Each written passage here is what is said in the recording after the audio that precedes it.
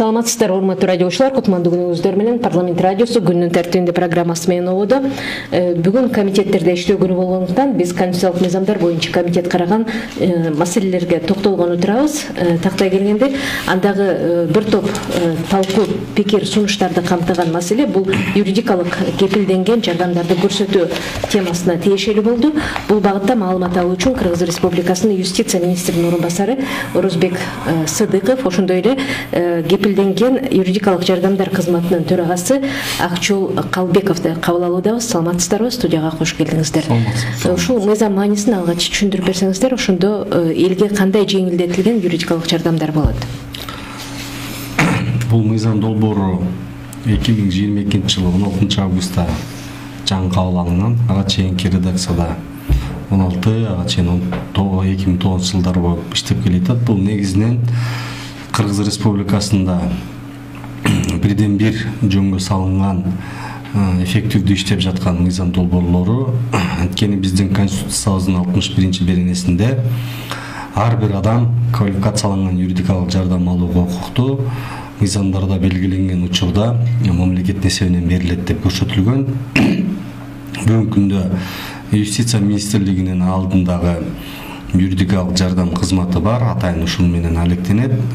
Бул жардам 3 түрдөн турат. Бул биринчиси укуктук кеңеш берүү. Бул бардык жарандар алат. Жарандыгы бар, жок, чет өлкөлүк жарандар, качкындар, анан мүлктүк кайрылмандар, мүлктүк кирешесинен көз каранды эмес бардыгына берилет. Экинчи бул квалификацияланган юридикалык жардам. Бул ошол жарандык, административдик, кылмыш жана укук бузуулар боюнча мыйзамдарда белгиленген иштерде берилет.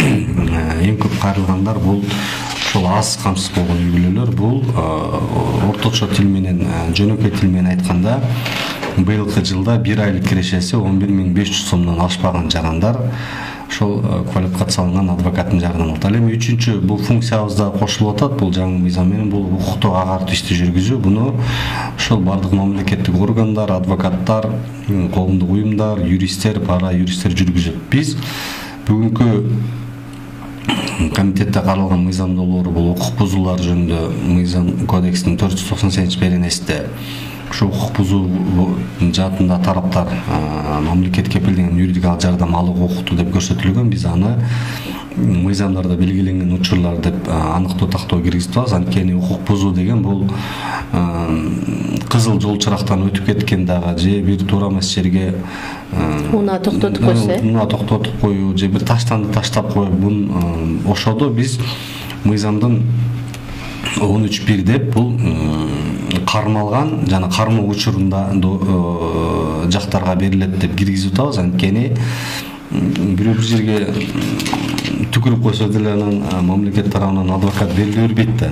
Ошого жараша бирок жарандык иштер боюнча бул үй бүлөлүк укуктар боюнча бул кеңейтилип атат. Чек мурдагыда 14 негиз болсо азыр андан да көп болот. Кылмыш жаза иштери боюнча дагы, административдик иштер боюнча да көрсөтүлүп атат. Бул жыл сайын өткөн жылы 14.700 жаранга квалификацияланган юридикалык жардам, ал эми укуктук консультация бул 50.000ден ашык жарандарга берилген.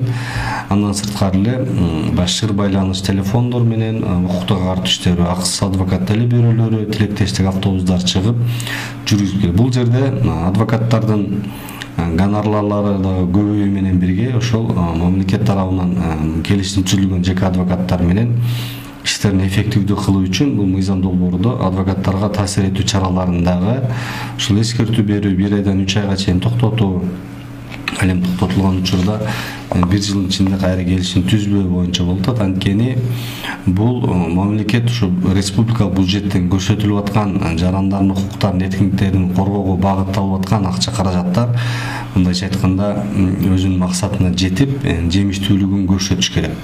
Жөн эле жана депутаттар көтөргөндөй мен акысызмын, мен бекермин деген менен бул жерде баса белгилүү айтыш керек. Ал алып жаткан жаран үчүн акысыз адвокат, бирок адвокат акысын мамлекеттин эсебинен алып атат.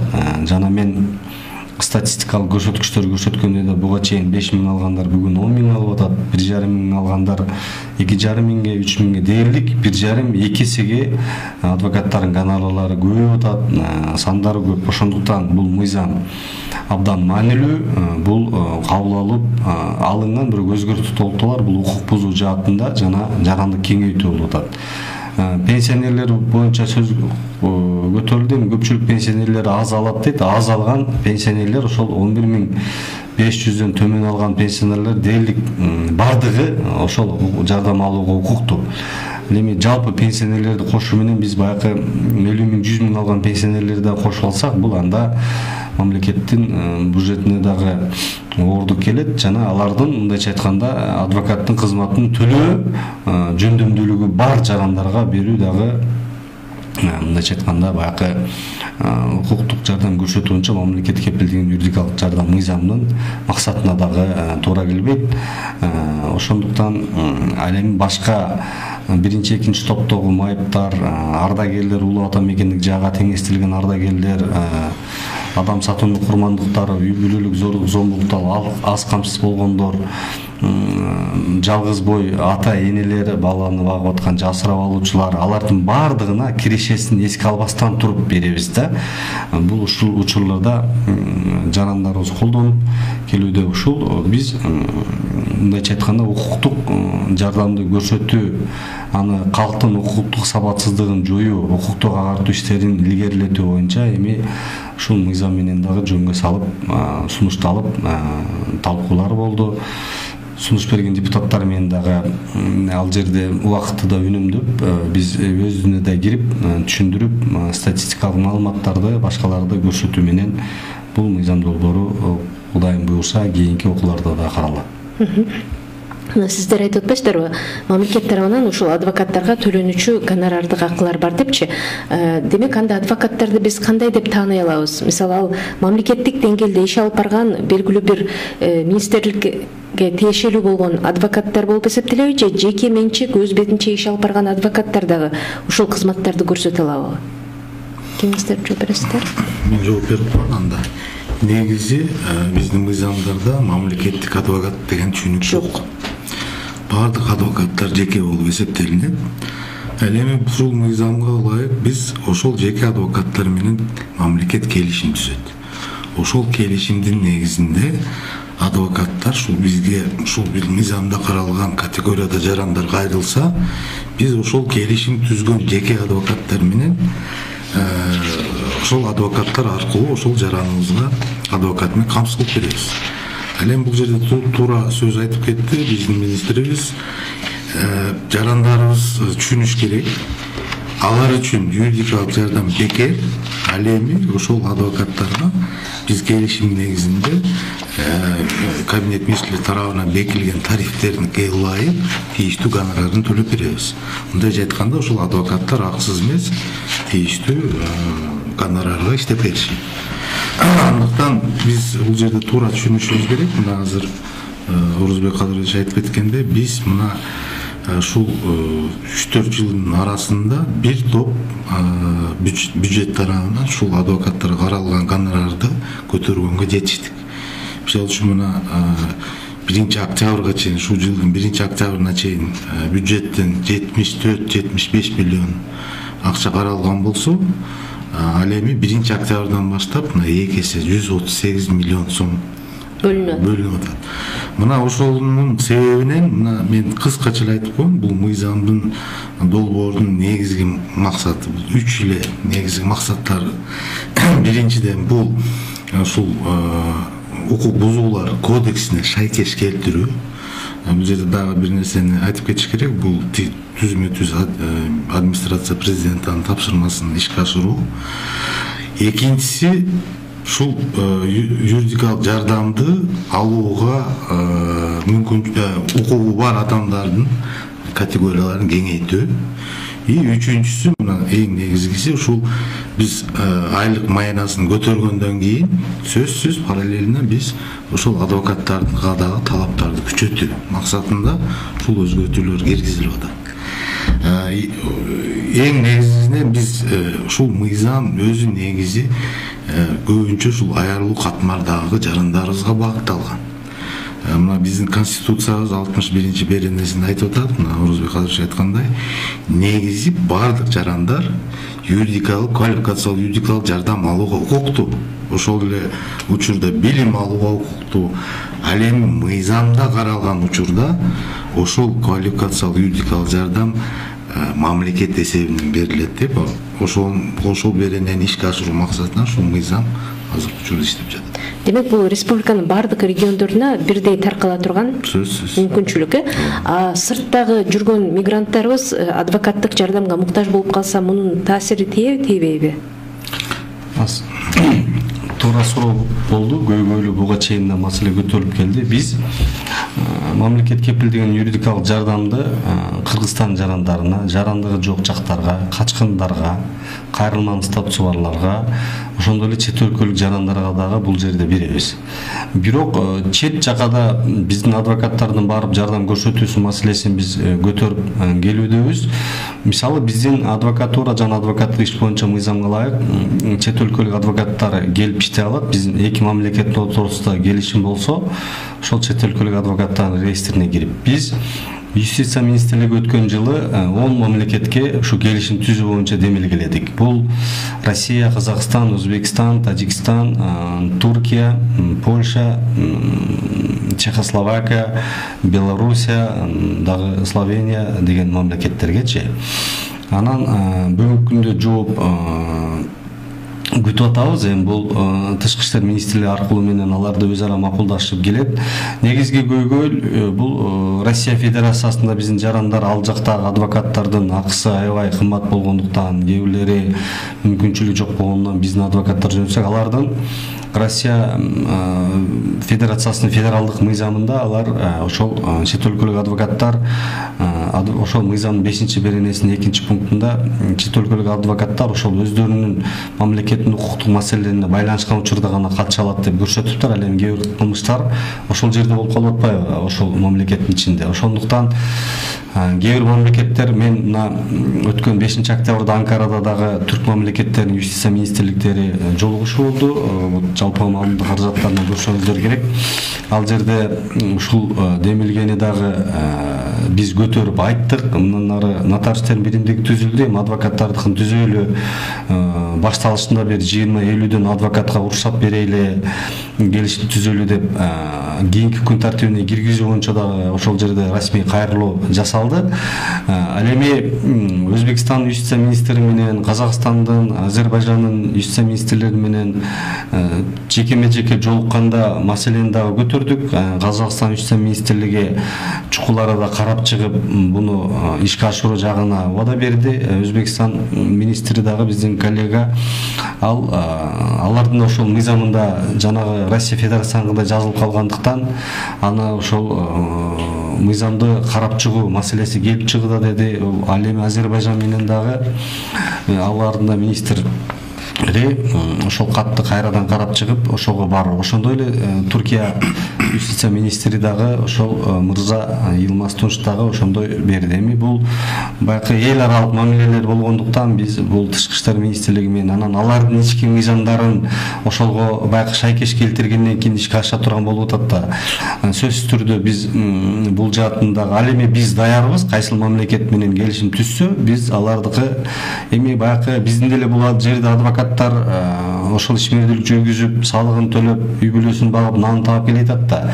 Ошого жана массалуу түрдө жалпысынан кетпесин деп бир 50ге чейин адвокаттарга уруксат берүү, ар бирин сертификациялап, реестрге киргизип жүргүзүү болуп атат. Эми биз эгер Россия Федерациясы менен же башка өлкө менен макулдашуу коюлуп калса, биз анда сөзсүз түрдө мамлекет кепилдеген юридикалык жардамда мыйзамды биз депутаттар менен биргеликте оңдоп чыгып, анда биз мамлекет эсебинен ошол чет жакка барып, жанагы курьер боло коем деп баңгизатка алып, же бир кандайдыр бир жагдайларга түшүп, кылмыштарга бир күбө же шектүү катары чыгып атканда көп эле кайрылууларды угуп атабыз. Ошол эми биздин мамлекетте адвокаттардын көрсөткөн акча гонорары менен алардыкы бир тойло айырма жогору болуп атат. Бул нерселерди ойлонуп келүүдөбүз. Эми бул жерде дагы жарандарыбыз укса, башкалар буга чейин депутат мырзалар дагы айтып келишти. Эми наркы өлкөлөрдүн макулдугун алуу, ошолор менен келишимге баруу иш Кудайым буйруп жыйынтыкталып калса, биз сөзсүз түрдө Кыргызстан да өзүнүн жарандарын ошол чет жакка да болсо да адвокат менен камсыз кылуу боюнча биз иш чаралар каралат. Азыркы учур биздин ошол чет өлкөлүк мамлекеттерден ошол жагдай көз каранды болуп атат да.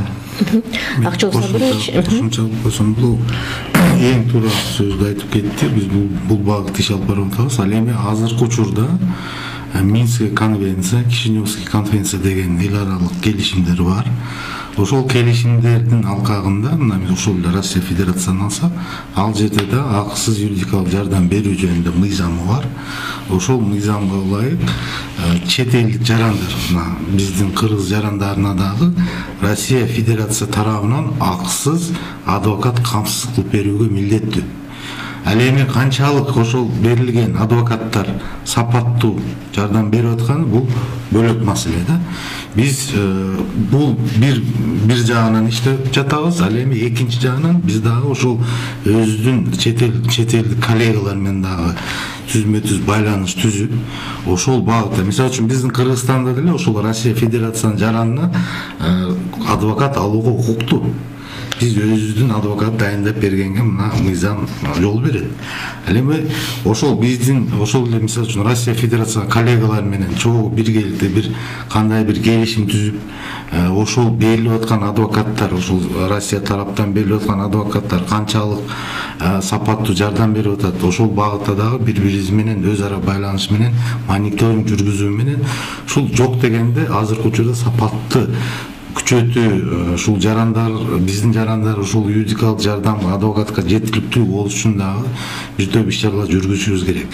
Мына сиздерге айтып кетейин, жакында эле Ташкентте юстиция министрлеринин жолугушуусу болду. Ошол жерде биринчи повесткада турган суроо ошол акысыз юридикалык жардамды өркүндөтүү, ошол багытта өз ара аракеттенүүнү күчөндүрүү маселеси турган. Тийиштүү протоколдор кол коюлуп, азыркы учурда ушул багытта иш алып барылат. Мына сиздер белгилеп кеттиңиздер, юридикалык акысыз кепилденген жардамдын сапатын, мисалы күчтүү адвокаттар болсо, ошолордун деңгээлине жараша маселе дагы кайсыл жагына чечилет. Бул маселенин бир жагы.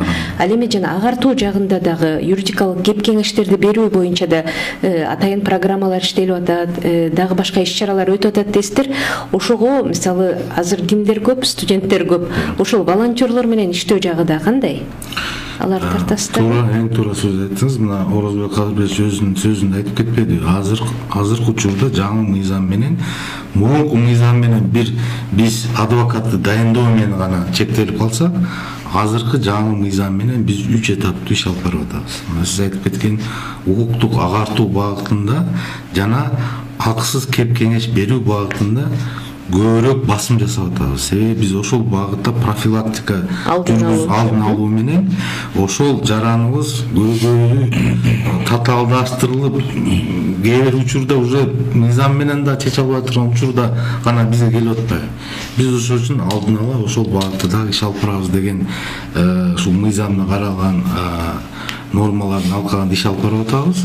Мына сиз айтып аткан эң туура айттыңыз. Биз азыркы учурда сөзсүз мына биздин ачык айтыш керек, эми адвокаттарыбыз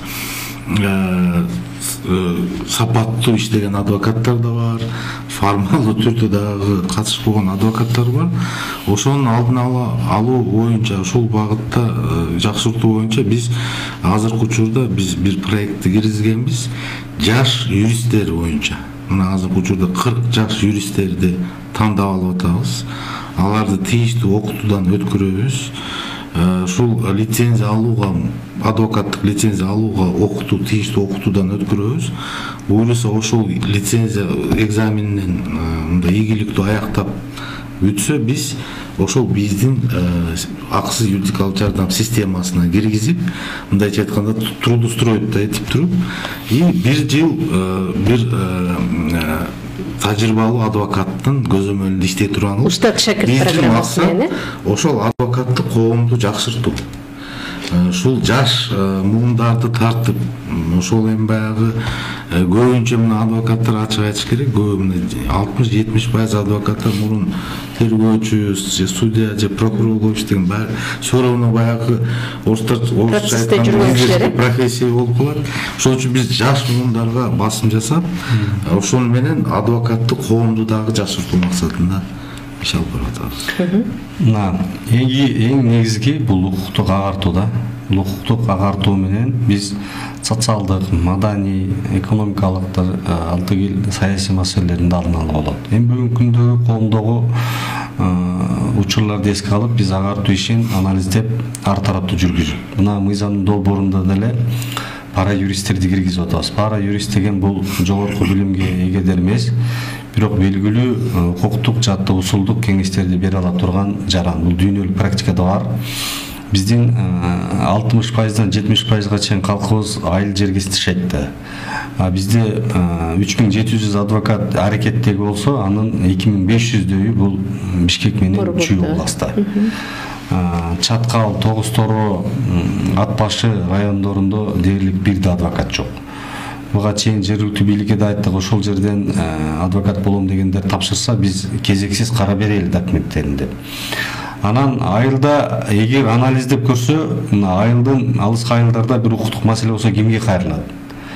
Бул бир тууганыбыз же бир кошунабыз кичине билет эле, окуган эле деп ошого чалат адамдар. Анан мезгилинде окубай албай үй шартына байланыштуу, бирок жөндөмү бар кишилер, айылда жашап жүргөндөр бар да чарба менен. Биз мыйзам кабыл алган ошолорду окутуп, пара юрист деген сертификат берип, коомдук башталышта ошол жакта айылында укуктук кеңеш бер, социалдык, үй бүлө, жер маселелери боюнча. Маселе бар болсо райондун борбордо координаторго байланыштыр деген бир мындай байламта бүтүндүгүн түзөбүз. Экинчиден, коомдук агартуу эмнеге маанилүү? Адвокат өзү дүйнөлүк эски байыркы кесип. Ал кандай жагдай болбосун мыйзамдар менен өзүнүн жанагы коргоого алганын коргоп, принципалдуу түрдө кызматын көрсөтүш керек. Буга да тартпай, тиги да тартпай, анын чөнтөгүнө байланышпай, бул адвокаттын дээриндеги кесип ошол да өзү. Бул дүйнөдө болобу, чет өлкөдөгү адвокат болобу, чет өлкөнүн жараны башка дебей, бул ошол кесипти алып жүргөндөн кийин ошо алып барыш керек. Биз ошол нерсеге чакырып, ошол нерсеге үндөйбүз. Мамлекет кепилдеген юридикалык жардамды алган жарандарда деле кийин биз мониторинг кылганда мен билбепмин, мен адвокатка дагы акча берип алыпмын деген учурлар бар да. Эми адвокатка дагы буга чейин деле кайрылып айтып жүрөбүз. Юстиция министрлиги менен келишимде тургандан кийин, мамлекеттен гонорар алгандан кийин суранабыз, талап кылабыз, айтып кой жаранга.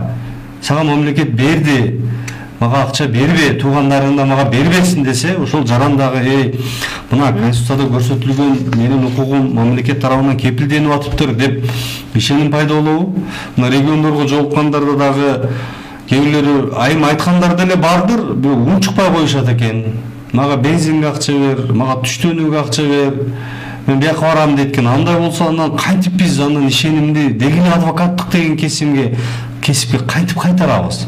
Туурабы? Ошон үчүн ар бир жаран ошол адвокатмын деген, бул адвокат бул өзгөчө статустагы жогорку билимдүү эл, атайын лицензия алган жак болуп атат. Ошол айтса мамлекеттин кылып аткан иштерин жеткизиш керек да. Ошол жанагы тергөө абактарында же убактылуу абактарда же түрмө абактарына кирип жолукканда мына мени мамлекет дайындады сага, мынанча акча берет, мен сенин укугуңду коргойм, чындап күнөөсүз болсоң, кандайдыр бир көз жаздымда калган иштериң болсо айтып алып чык десе, вот мамлекеттин механизмин ошо кызмат көрсөтүп аткан ошол сезиш керек ар бир жаран. Бул бир эле юстиция эмес, бүт тармакта айтып атабыз да, ошол ар бир жаран. Анан мына биздин блогерлер, укук коргоочу деп чыккандарда да биздин курстар башталат, пара юрист. Аларды да чакырабыз, келгиле, билим алып, жогорулаткыла. Эми блогерлердин жагдайында кандай болуп атат? Блогер деген сөз өзү бир блогду алып барган эле жаран, бул чагылдыруу. Кээ бир жарандарыбыз блогерге кайрылып алып, мен минтем деп ал механизмин билбей, мөөнөттөрүн өткөзүп, сотко же тергөөчүгө далилдөөчү жагдайларды өткөзүп берип баардыгы иш бүтүп жанагы чечиле турган чечилгенден кийин мына карабайсыңарбы деп туруп чагылдырып чыга калып атат, туурабы? Анан ошол ишти алып кайра кылсаң кандайдыр бир учурда кандайдыр бир нерсени эске албай койгон, ошол бир мөөнөтүн өткөзгөн же бир тийиштүү документти берген эмес, тастыктоочун алган эмес, баягы өзүнүн ошол дасыккан адистерди биз адвокаттарды дагы мурда жалпы адвокат болсо азыр үй бүлө укугу, жер укугу, балдардын укугун коргоо, баңгизаттар боюнча укугун коргоодо адвокаттарды специфика кылып бөлүп үйрөтүп атабыз да. Бул ошол маалыматка эгедер болуп, алып, кызыктар болуп ушинтсе биздин мына аткарып аткан, баштап аткан ушул жогорудон айтылган те алыстагы райондон адис координаторго чейин ошол жетип, ошол жаранга жеткизсе, ошондо бул ишке ашат. Эми биз бул боюнча такай айтып жеткизип келүүдөбүз. Бул адвокатта координатордун милдетине дагы биз өзгөрткөнбүз. Мурда адвокат менен Абдусапов айткандай байланыштырып койсо, бүгүн айтты, сен арыз да жазып бересиң, укуктук кеңеш да бересиң. Керек болсо барып, айылдарга барып, жаңы чыккан мыйзам бир документация иштер болсо маалымат айтасың, социалдык баракчалар аркылуу чыгып айтасың деп атабыз. Эми адвокаттарды жанагындай иштери боюнча таасир этүү чараларын киргиздик. Бул жака мурда адвокатка эч кандай таасир этүү жок болчу, эми биз азыр эскертүү беребиз. 1 айдан 3 айга чейин токтотобуз. Кандайдыр бир нарушение болуп, олуттуу, орундуу болсо, ал этика комиссиясынан балким лицензиясын алып, бул эми мыйзамды күчөтүү, кеңейтүү, акча каражатын дагы республикалык бюджеттен кеңейтилди. Бирок ошол эле учурда талап, кызмат көрсөтүүнүн стандарты бул болуш керек да. Мисалы адвокаттар сиздер айткандай мамлекеттен кепилденген жана гонорарын алып атышат. Бирок аларда бир чектөөбү же кандай нерсе бар? Бир айда мисалы канча ишти карай алат? Мисалы бирин баштап коюп, экинчисин аягына чыкпай, үчүнчүсүн өтүп кеткен жагдайлар жок. Андай чектөө койгонбуз. Бир адвокат бир ушул дежурствосунда 5 иштен ашык алууга чектөө койгонбуз. Туура айттыңыз. Чектөө койбосок, адвокат сапатын, ошол жардам берип аткан сапатын да төмөндөп кетет. Аны биз андай ыкмаларды киргизгенбиз. Мен азыр мурунку сөзгө кичине кошумча алып кетейин. Биздин дагы бир жаңы ыкмаларды киргизген ыкмалары бул сөзсүз башка акысыз юридикалык жардам системасына кирген башка субъектилердин дагы координациялоо функциясы. Бул субъектилерге айрыкча эң негизги айткан булар мамлекеттик органдар менен өз алдынча жергиликтүү органдар кирет. Мындайча айтканда ошолордун ушул акысыз кеп кеңеш берүү, юридикалык кеп кеңеш берүү багытында ишин жандандыруу, жөнгө салуу. Биз неге ал ыкмаларды киргизбиз? Биз мындайча айтканда ушул жаран менен мамлекеттин ортосунда мындайча айтканда ортомчу болуп беришибиз керек да. Жарандын бир укуктук көйгөйү пайда болду. Биз ошол көйгөйдү тийиштүү компетенциясына кирген мамлекеттик органга байланыштырып, ошол маселеси ошол жерде чечилмейинче башынан баштап аягына чейин чыгарып бергенге аракетин жасашыбыз керек. Бул кабинет министрлеринин токтомуна май айында кабыл алынып, ошол жерде толугу менен эрежелер жазылган. Жөнөкөй тил менен айтканда, мисалы үчүн азыр жарандардын Орузбек Калыш айткандай же тааныстарын алат, же ошо бир мамлекеттик орган барат, алар кат түрүндө жаз дейт, 14 күндөн жоорун аласың дейт. Бак 14 күндөн келсе, ал биздин компетенцияга кирбейт экен деп жоорун карматып коет. Анан баягы кишинин гыжыры келет да. Мана сразу айтып коюш үчүн бул. Силер чече албасаңар айтып кое элеңер деген ар кандай ушундай көрүнүштөр көп да. Ошол менен бул эмнени пайда кылат? Мамлекеттик бийликке ишенич жоголот. Биз ошолорду жөнгө салуу максатында азыр ошол токтомдун алкагында, мисалы үчүн ар бир ушул мыйзамдын да алкагында ар бир мамлекеттик орган же жергиликтүү орган өз компетенциясына кирген функциясына ылайык тийиштүү юридикалык кеп кеңеш берүүгө милдеттүү. Ал эми биз координация функциясын аткарып, ошону жалпы координациялоо биздин милдет. Биз азыркы учурда буюрса мына автоматташкан системанын аягына чыгып атабыз. Буюрса эмки жылдан баштап бүт мамлекеттик органдарды ошол системага туташтырып, мындайча айтканда биз жаран кайрылуусу сөзсүз катталып, ошол кайсы жака кетти, кайсы мамлекеттик органга түштү, ал мамлекеттик орган канчалык деңгээлде маселесин чечип берди, ачык даана ушул системада болот. Ал система аркылуу да биз керек болсо кайсы айылда кайсы маселе боюнча көбүнчө жарандар кайрылып атат, эмне себептен ошол маселе ушул жерде чыгып атат, кандай категорияда жарандар көбүнчө кайрылып атат, ошол багыт, ошол маселени точно чечүү боюнча дагы ушул система аркылуу бизге өтө жардам берет. Ушул багытта да иш алып барат. Бардык статистика көрүнүп турат экен. Рахмат анда атайын студияга келип бергениңиздер үчүн. Урматтуу радиочулар, конституциялык мыйзамдар, мамлекеттик түзүлүш, сот укук маселелери жана Жогорку Кеңеш регламенти боюнча комитет караган бүгүнкү мыйзамдардын катарында укук бузуулар жөнүндөгү кодекске, ошондой эле кепилденген юридикалык жардам жөнүндөгү мыйзамга сунушталган өзгөртүүлөрдүн алкагында маалымат берип, студияда Кыргыз Республикасынын юстиция министринин орун басары Орозбек Сыдыков, ошондой эле мамлекеттик кепилденген юридикалык жардам кызматынын төрагасы Акчол Калбеков бүгүн студияда болушту. Сиздерге терең ыраазычылык.